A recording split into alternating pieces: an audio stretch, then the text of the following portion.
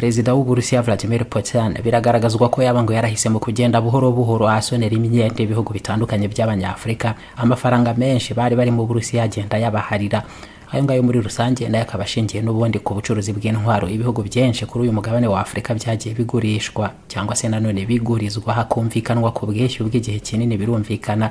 Ariko mu bihe by'intambara muri Ukraine ubu ngo birwanwa guhangana gukomeye ndetse n'ibihana Abanyamerika nabo bafatanije nabo bakomeje gushyiriraho Uburusiya.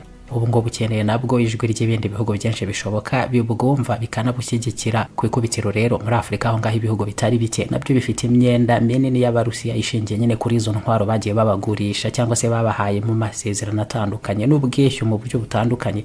Putin benshi ngo yafashe ikaramu umwenda arawusiba. Aho naho ngo bikumvikana rero ko bamusezeranije byinshi mu gushyigikira Uburusiya bwe.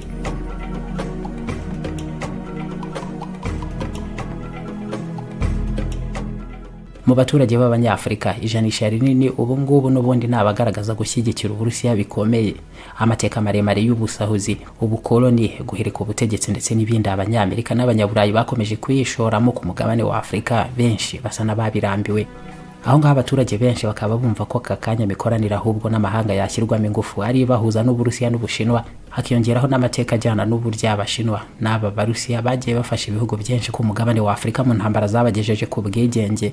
Ibyo byose bigashingirwaho mu buryo rusange n'igihirire mu baturage benshi b'Abanyafrika, ariko nanone abategetsi babo bo barabizi mwihangana n'amahanga ririho abinajyanye nyine n'ibituruka ku ntambara irwanwa muri Ukraine. Bo ntabwo ari ibyo gusa bareba, mu gihe hashyirwaho n'ibihano bikomeye uko nguko ku Burusiya nabo bagatinya mu buryo bwumvikana kuba bashyirwa mu gatebo kamwe nabwo babigendamo aho bigengeseye cyane. Ntabwo harebwa gusa ibyo ngibyo bijyana n'amateka yo mu bihe byahise, nuko aba baturage babo benshi bahinduka nk'abafana b'Abarusiya n'Abashinwa. Kutivanga mwihangana n'izo mpande zombi nazo z'ubuhangange mpuzamahanga bisa naho muri rusange ariyo yabaye politiki ku Banyafrika mu buryo bwa politiki nyine mpuzamahanga banga kugira uruhare urwo ari rwo rwose bashyigikira byeruye. Ibyo Perezida w'Uburusiya Vladimir Putin nawe arabizi ngo ntawabirenganiriza, ariko ngo akaba adashidikanya na gato ko abatari bake mu Banyafrika bashyigikiye cyane Uburusiya bwe cyangwa se nibura ngo bahinduye imyumvire batagishobora gukomeza kwiringira imikoranire n'Uburayi cyangwa se Leta Zunze Ubumwe za Amerika bonyine.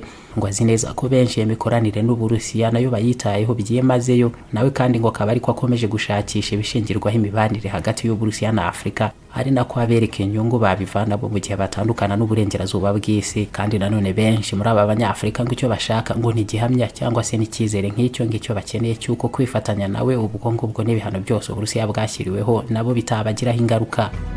Niba Uburusiya ngo bufatirwa ibihano byose bishoboka ibibaho byose ariko bugakomeza n'ubundi kwihagararaho nyabyo, ahubwo ntibinagushe bidasanzwe ubukungu bwabwo, ibyo ngibyo ngo ntabwo ari nako byagenda ku bihugu byo muri Afrika byakwemera kujya ku mugaragaro ngo byemeze ko biri kumwe n'Uburusiya muri byose.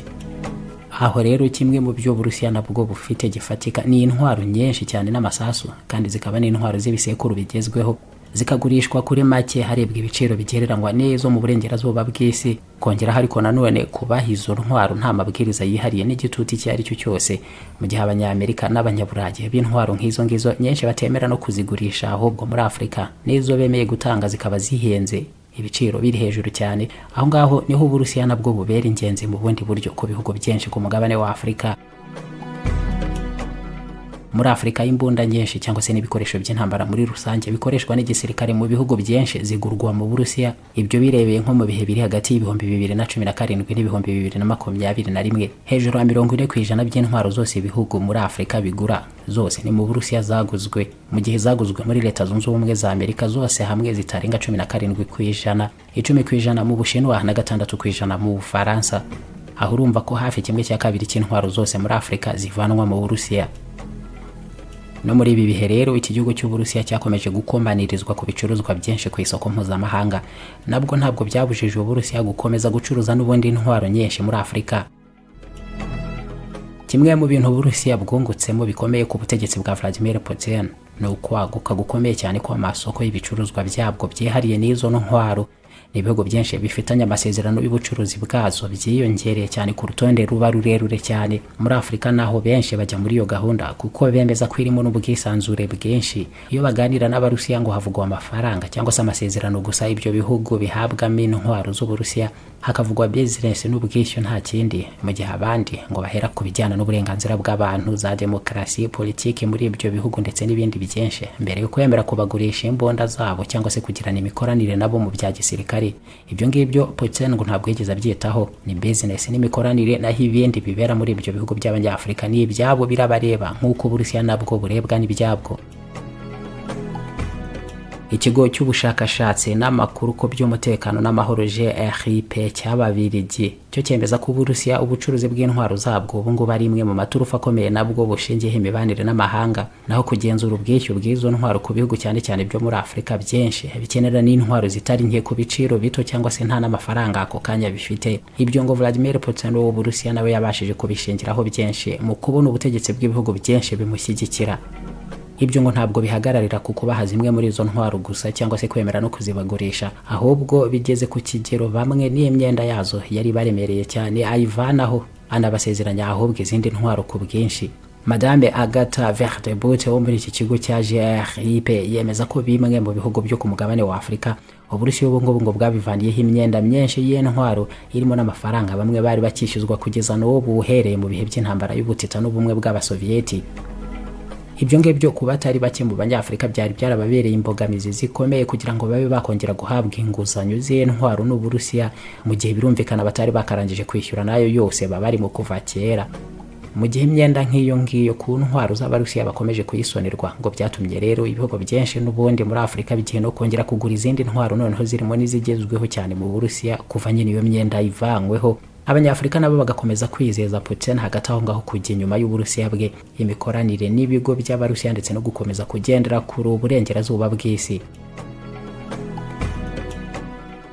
Ku rundi ruhande ubucuruzi bw'intwaro z'Uburusiya zoherezwa mu mahanga harimo na Afrika ntabwo bwagizweho ingaruka zihariye cyane n'ibihano Uburusiya bwakomeje gushyirirwaho kubera intambara buheruka gutangiza muri Ukraine, ku mpamvu imwe y'uko ibihano byagiye bishyirwaho ku Burusiya byagiye byita cyane ku byabubuza gukomeza gukora intwaro. Ni ibihano ubwo ngubwo byagiye bishyirwa ku by'ibanze birimo n'ikoranabuhanga buvana mu mahanga bikenerwa mu nganda zabo zikora intwaro, ariko ibyo nabyo ntacyo byatanze. Ubucuruzi bwazo mu gihe zanarangije gukorwa kera zivanwa mu Burusiya ntabwo bwahungabanijwe byihariye n'ibyo bihano. Ni ibihano ahanini Abanyaburayi n'Abanyamerika bashyizeho bitaye ku ikoranabuhanga rigezweho cyane mu gukora intwaro z'ibisekuru by'ubu nshyashya kandi zinahenze cyane. Nyinshi muri izo ntabwo ari nazo ibihugu byinshi cyane byo muri Afrika bikeneye.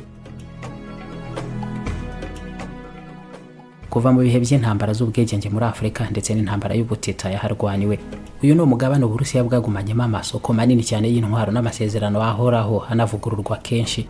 Amasoko arimo manini cyane anamaranirwa ahubwo n'abandi bahanganye n'Uburusiya mu bucuruzi bw'intwaro, ariko Abarusiya barayahamanye n'ubundi mu bihugu nka Misiri na Algeria, andi nayo avamo akayabo mu bihugu nka Nigeria, Centrafrica, Mali ndetse n'ahandi nko muri Afrika y'Epfo, kimwe no mu bindi bihugu birime by'Uburusiya ubu ngubu bureshya cyane mu mikoranire nabwo nka Kenya, Burundi, Mozambique n'ahandi. Sergei Lavrov ushinzwe ububanyi n'amahanga mu Burusiya akomeza kuzenguruka muri Afrika, imikoranire mu bya gisirikare n'ubucuruzi bw'intwaro aho ngaho ntabwo bibura nabyo kugenda bigarukwaho. Izo ntwaro ziri mu by'agaciro kanini Uburusiya bushora muri Afrika, mu gihe rero hazamo n'ibyo gusonera bamwe mu Banyafrika imyenda kuri izo ntwaro. Nta kabuza Uburusiya nabwo burakomeza gushyigikirwa na benshi mu bategetsi b'Abanyafrika, atari n'abaturage baho gusa. Ku ijanisha rinini bikomeza kugaragara neza cyane ko bashyize imbere ubuhahirane n'imikoranire n'Uburusiya n'Abashinwa mu gutandukana n'imibanire igoranye cyane bakomeje kugirana n'uburengerazuba bw'isi mu myaka itari mike ishize.